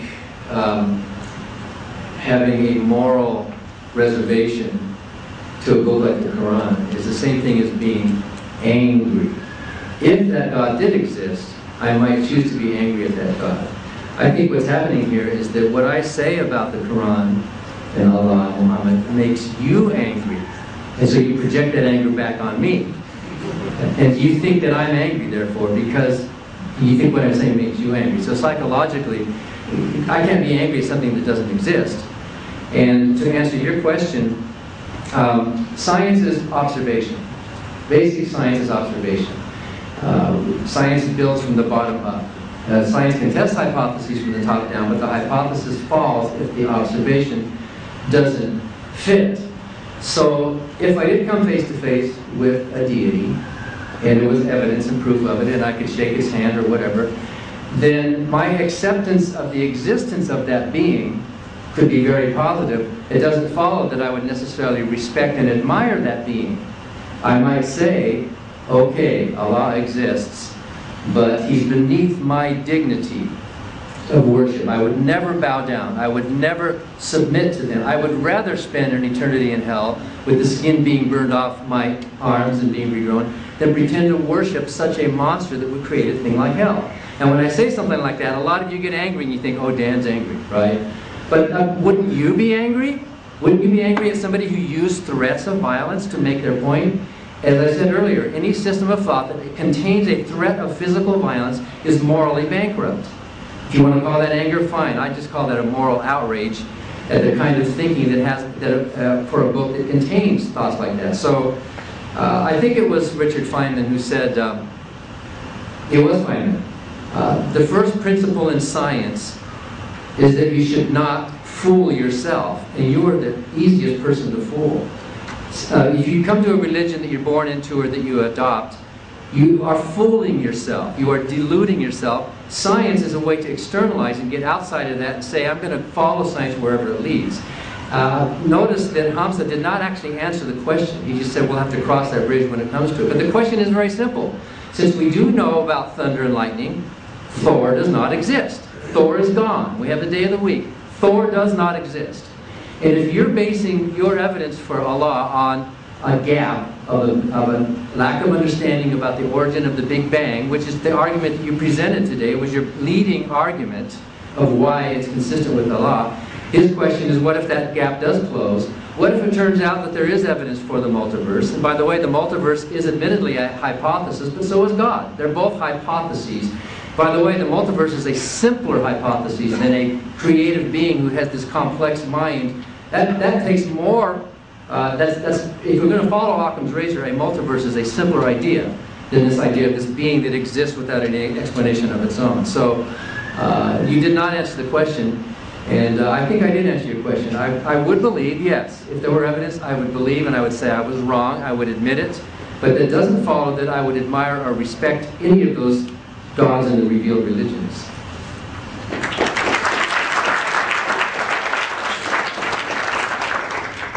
There's a question for Hamza. Why would Allah depend on humans to spread his message?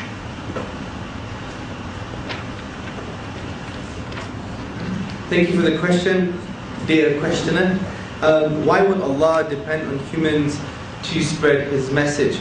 Well, there are two things here. First and foremost, we believe that we don't guide people, we don't bring people to truth. I mean, we believe that, you know, between the fingers of Allah is the hearts of man. And the word qalb, which is heart, means something that wavers. And you know, our hearts always waver, don't they? And we believe that's in the control of God. So what we're saying is we don't really guide anyone. Human beings, what we do as Muslims, we believe it's a duty and obligation of human beings to present the truth. I mean, it's a natural thing that people do. If you really like your soccer team, you're going to say to everybody, you must support the soccer team. David Beckham is such a good guy. He's handsome, he's got a British accent.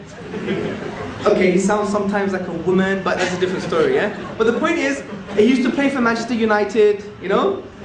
So you got to support that team. You know, the truth of that team. Similarly with people's worldviews, that this is like something more important because you purpose and meaning in life, so you're going to promote it. Just like, this is why we have groups like Cash. I mean, why are they there? To come together, start discussing different ideas and maybe their particular worldview. So it's a natural thing. So God is telling us, you will be rewarded spiritually as a result of calling people to this beautiful religion. And we believe if you call people to the values of Islam, you will solve things like poverty.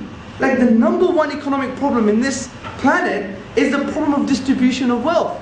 Capitalism is a sick disease that, in my humble opinion, must be eradicated, intellectually of course, as best as possible, because according to UNDP report, for example, there are 250 people who own more wealth than 2 billion people on this planet. But we have enough resources. It's an outdated geopolitical myth that there's not enough resources. According to the Food Agriculture Organization, there's enough calories on this planet to feed about 3 planets. We're greedy. That's what capitalism has done for us. You know, the professor from Maryland University, Professor Koran, actually says that the aspect of greed supports the capitalist model. Growth, growth, growth. So the point is, when we call people to this beautiful religion, not only is it saving you from this damnation, but also it's actually solving human problems, like poverty. This is why the Jews, when Islamic values like economics was implemented in history, the Jews came to our lands. For example, a rabbi, and you can find this letter in the book called Constantinople by Philip Mansell. And a rabbi writes from 1453, and he says, "Oh my brethren, oh my Jewish brothers, come to the land of the Turks, the land of the Muslims. Rich are the fruits of the earth. We're not oppressed with heavy taxes. We have freedom, and we live in peace." That's because some of the values of Islam, like economic justice, the distribution of wealth, was apparent. This is what we want for people as well. It's not just about this kind of metaphysical thing, we're going to save you from hellfire, you're going to feel closer to God, you're fulfilling your own purpose, which is all very important, but it's also about dealing with human problems. And we believe we should be having discussions, what does Islam have to say about economics? You know, these kind of amazing things, and we believe that we have the solution, which is solving the issue of distribution of wealth. If you look into the zakat system, the alms giving and the supererogatory giving of charity, and the aspect of removing interest, and the resources of a particular land belongs to the people, not just to the elite. When you see these principles, you see an amazing economic model. So we want to call people to these values too. So to answer the question, which maybe you think I'm answering the question, is that God is asking us to call people to peace, and that's the reality. Peace in this life, and peace in the hereafter. And this is why God uses human agents to do that. And that's the sunnah, which means the way, the method of God. He's always sent messengers to communicate. And what better thing to sit down with another human being and just to communicate with each other? Imagine you send an angel or something. You can't relate to an angel. We're not angels, surely. Yeah? We relate to human beings. That's probably the most rational, logical thing to do. I hope I've answered the question. Thank you.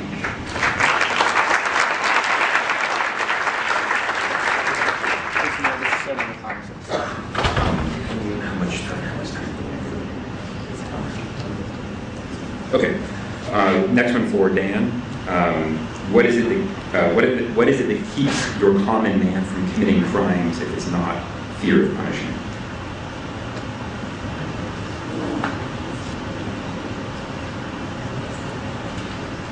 There are some people that do need the fear of punishment. On the bell curve of human characteristics, there are some people over here on the tail end, the sociopaths, the psychopaths, who are not mentally healthy for either genetic or environmental reasons. We don't understand why. In fact, 4% of our species are sociopathic. We do need to build jails and have systems of justice for those people. But the general body, most of you in this room, I think, it's not the fear of punishment that's making you be good. Are you trying to tell me that if it weren't for God or for the law, you're going to go out and start raping and killing? Is that what you naturally are as a human being? We come prepackaged with instincts that are positive and negative from our ancestors. We come prepackaged with instincts toward altruism, toward empathy. We share that with other primates and other animals who also cooperate and share because it's good for the species. We're a social species. We evolved from ancestors who found it beneficial to cooperate and share and have these altruistic, empathetic impulses. Why do you hold the door open for the person next to you? Why do you, without thinking, reach to grab a baby that's falling? That happened to me once. These are natural instincts. We are naturally good people on balance. It depends where you fall in that bell curve. So we don't need laws for that. We only need laws for the extremes. If you read the headlines, it makes it look like, whoa, the human race is really violent. But actually, Steven Pinker's new book, The Better Angels of Our Nature, shows we're actually less violent now than ever.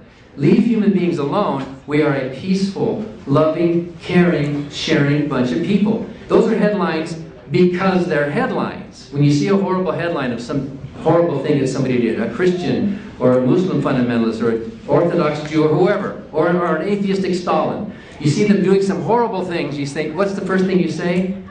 What an inhuman thing to do. We assume that the human thing to do is good, kind, sharing, compassionate, altruistic, which comes with us through our evolutionary heritage. So, I can tell you right now, I'm not holding the door open for the person behind me because I'm afraid I'm going to be punished if I don't, or because I want reciprocal altruism from that person if I don't do that. By the way, there are other studies that contradict the studies you show about charity and the religious. George Barna, for example, he's a born-again Christian, has studied born-again Christians, and he says there's no difference. In fact, atheists and agnostics are underrepresented in prisons. And besides, it's irrelevant. If some people do need religion to be good, to be charitable, that kind of diminishes their moral impulse for being good because they're afraid of going to hell, or because they want to get rewarded in a heaven forever. But the average believer, it's kind of like saying, oh, look at how the behavior of children improves dramatically during the middle weeks of the month of December. The promise of Santa Claus, and look at how things improve. Well, if you need that, well then by all means let's believe in Santa Claus, because believing in Santa Claus improves the behavior of children. Does that mean Santa Claus is real? That's a totally different question. If belief in God does improve people's morality, that doesn't mean that God is real. It just means they're externally motivated to do good rather than internally motivated.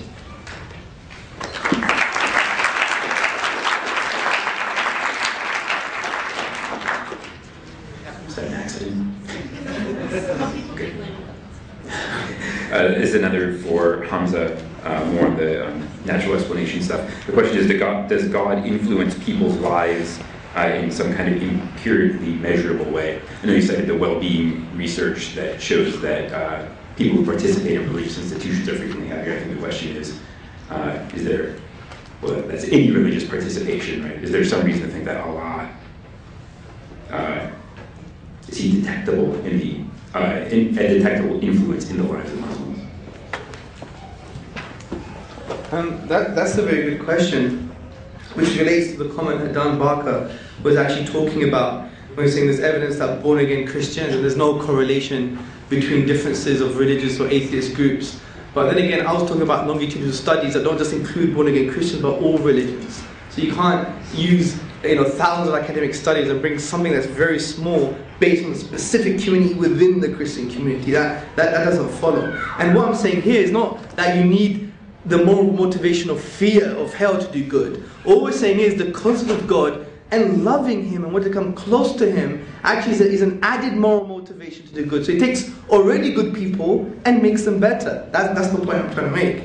Now, in regards to, does the belief in Allah, does it change human life? That's the point here. Well, it should, essentially. The belief in God, or the belief in having an ultimate purpose, an ultimate vision, an ultimate meaning in life should change your life, because you're not in existential anxiety anymore.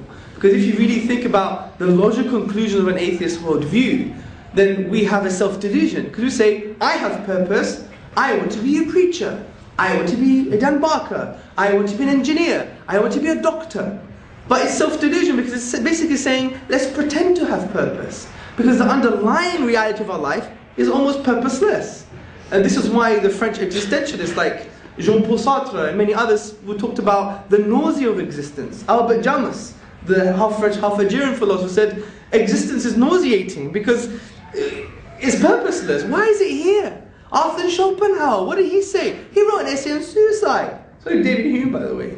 And basically, Arthur Schopenhauer was basically saying, I wish the universe never existed, because he really thought about existence itself. And I would argue that many of us, we don't think about existence anymore, what it means to exist. You know why? We have the iPhone, we have email, we have Facebook, we have Twitter, we have kids, we have 9 to 5. Or in America, it's like 8 to 8. You guys work too hard, man. Yeah? You have capitalism, the drive to earn more. We define ourselves by a lot of external things sometimes, unfortunately. Yeah? So the point is, we have all these things that veil our thinking. There was a Times magazine study done that took normal professionals and said to them, think about your life for 12 hours. No work, no nothing, think. 80% of them, or more than 80%, they broke down. Because they suspended those existential questions. What does it mean to be me? What does it mean to exist? And that's why the Quran talks about this existential question, saying, if you reject God, God will make you reject your own self. Because worshipping God is so intrinsic to who you are. Because you're going to worship something anyway. You submit yourself to the pilot when you're on the plane. You're not going to go on the plane to the pilot saying, I don't want to submit to you, let me ride the plane. Yeah? Then you have to pray to God, because you're going to die, man. Yeah, as I say, there's no atheist on the sinking ship. Which is quite interesting, because there was a study done about the Titanic, right? And when there were people like basically on the boats and they were freezing or died of pneumonia or whatever they call hypothermia, and all the atheists were actually, guess what they were doing? They were praying. They were praying. What else are they going to do? You might as well pray. Yeah? So that was quite interesting. I thought it was a funny thing to add anyway. I can send you a link. It's BBC Files. BBC British something broadcasting. Yeah? Anyway, so the point is, God should have an effect on your lives. And we believe adopting the concept of oneness of God should have an effect on your life. Think about it. If you accept that there's one powerful deity being that you should worship and that's your life, that frees you from the shackles of creation. It shouldn't give you an inferiority complex anymore. It means that you don't have a lack of self-esteem. It means that you can't blame aspects of the material world for your problems. You take responsibility now. You don't have this kind of abstract determinism like, oh, it's social conditioning, I'm always going to be like this. That's what the Quran says, take responsibility. It's a very existential point it's trying to say. Now, think about this point that we believe in the Quran. We say, La hawla wa la quwwata illa billah, which basically means there is no true power apart from the power of God. Imagine you internalize that. Imagine what that can do to a human being. It means that everybody in this room, or any material thing in the world, cannot prevent you from doing the thing that you want to achieve in life. Like, the material doesn't have true power, true efficacy. Because you see, the true power is God. Because everything happens as a result of His power and will. So that frees you. That gives you the intellectual and emotional space to create a new realm of possibility for yourself. Just by that concept. Imagine that, if you internalize that concept. Fine, if you don't believe in it, and well, that's a different discussion. But conceptually, if you were to internalize such a concept, it can free you from these kind of shackles. And it's called the blind spot. Because we have blind spots in our lives. We know what we know. For example, I know that I'm Greek, although I look Pakistani, yeah? I know, for example, that I have a white shirt on, right? I know I've gained weight recently, yeah? It's your pancakes, beautiful American diners are the best, man. Wake up in the morning, have your cakes, overeat, eggs over easy, beautiful. That's capitalism.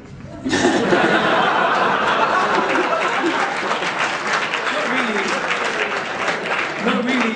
It's called food. It's a bit of a difference. I mean, communists don't eat, socialists don't eat. You know what? The only people that eat are capitalists. Yeah? Anyway, so the point I'm trying to say is, I know that I know certain things, but I also know that I don't know certain things. For example, I don't know anything about rocket science, so I know that I don't know about rocket science. But there's an aspect of our life that we don't know, that we don't know, that we don't know. And that's what you call the blind spot in your life. And you could only free that if you have concepts like there is no true power but God, because it gives you the new realm of possibility to achieve things that you can achieve. It's an existential point. It's quite deep, but it requires more discussion, but that's the point I'm trying to say. TikTok? Thank you.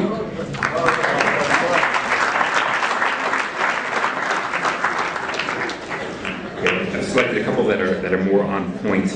You should be short, concise answers. So this is for Dan.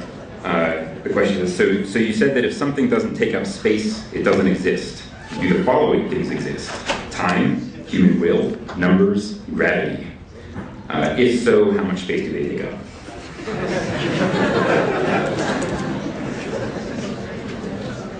So who's the preacher? You're so influential, man. You barely touched on the answer, but I agree with you. Any chance to preach? I was a preacher. Did you know the word reverend was a typo? Did you know that? The first letter was originally an N.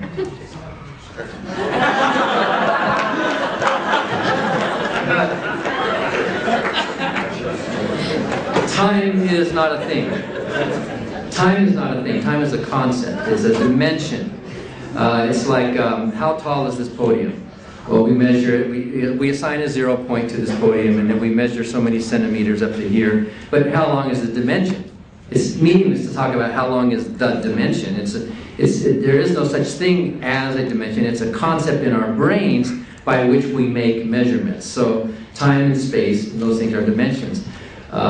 The other concepts that we talk about, yes, there are many concepts that exist, but a concept exists only within a brain. Just because I have a concept of something doesn't mean that it exists out there. That's called reification. When a brain is functioning and is making labels to refer to objects or other functionings of the brain, even the word mind is just a description of a function. There's no such thing as a mind. The only thing is the brain. Then these things can be measured. You can look at mental activity, you can look at neurons firing, and you can say, oh yes, that person is having a concept within their brain. But things like you know, love and justice and free will, those are labels for concepts that define actions. They're not actually, you can't go out and buy love at a store. You can't go out and measure justice. You can't, you can use, physically. If a God exists, a God is a being with a functioning mind of some sort. Somehow this mind is functioning, and it's functioning in a complex way. This mind is functioning in a way that you would say, well, if you found a watch on the ground and it was functioning, you would have to say, wow, how can that just be functioning without a designer? Well, isn't the mind of the designer even more functional and more complex than the thing that it designed? If there is this all-powerful Allah, its functioning brain has to be some kind of a thing up there, and by the design argument reasoning, that God also has to have a God. Because otherwise you're just explaining one mystery with another mystery. You haven't explained anything. What evolution does is explains complexity not from more complexity, but how complexity arises from simplicity. So I think it's a mistake. Whoever asked the question There's a tendency to reify a concept, to turn it into a thing, and to think that and God is a concept, and in Hamza's mind, that concept becomes a thing. He actually thinks God exists in reality somewhere. He actually thinks that that idea that was in the mind of Muhammad is actually a being that exists somewhere outside of reality. He's reifying or deifying a concept.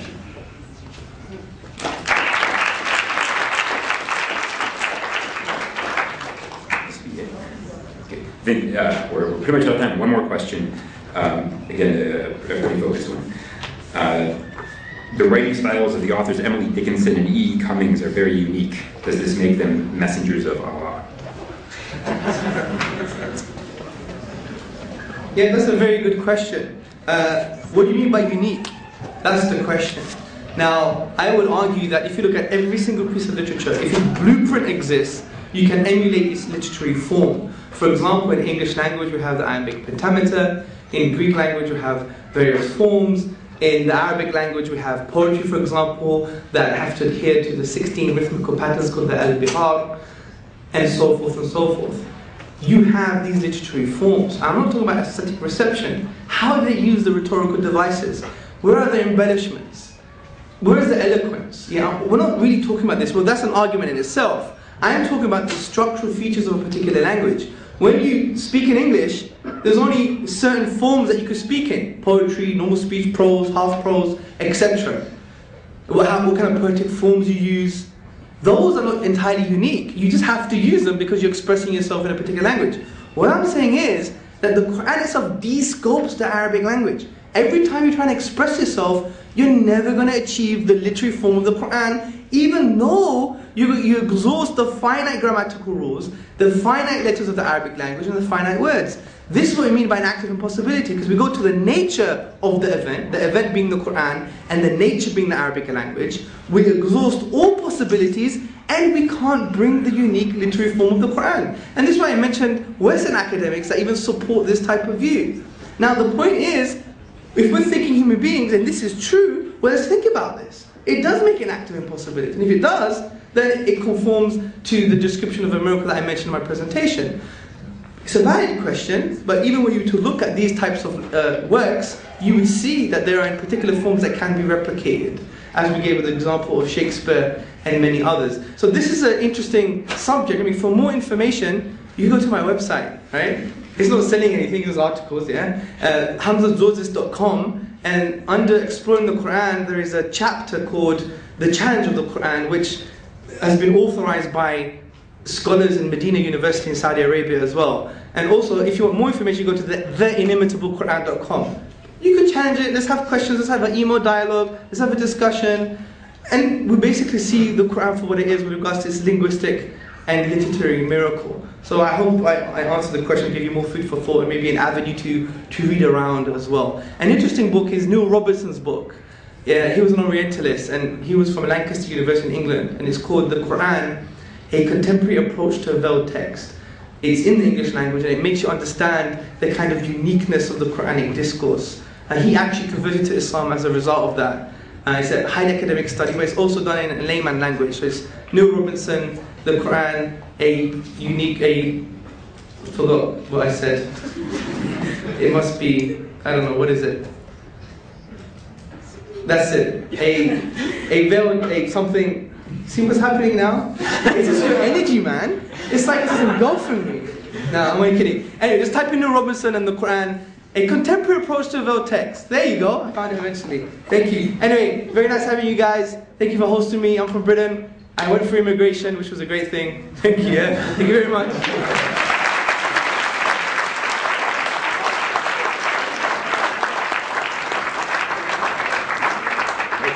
Thank you to Cash and to Building Blocks and to Dan and to Hamza. It was a fun night.